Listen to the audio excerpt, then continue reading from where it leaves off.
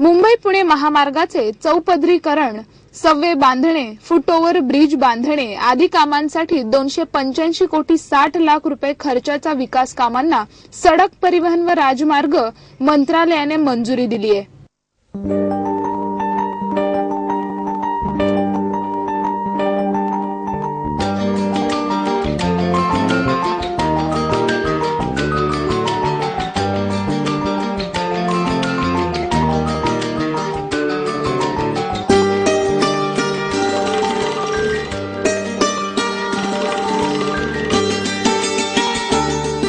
मुंबई पुणे राष्ट्रीय महामार्गाचे चौपदरीकरण, बळकटीकरण, जवळपासच्या गावातील वाहनांना महामार्गावर येण्यासाठी सव्वे बांधणे, पादचाऱ्यांकरिता फुटओव्हर ब्रिज बांधणे आदी कामांसाठी हा खर्च मंजूर केला आहे। सचिव विजय चिब्बर यांनी प्रस्तावित 10 कामांना तत्वतः मंजुरी दिली आहे। कामे पूर्ण करण्यासाठी 2015 पर्यंतची मुदत आहे।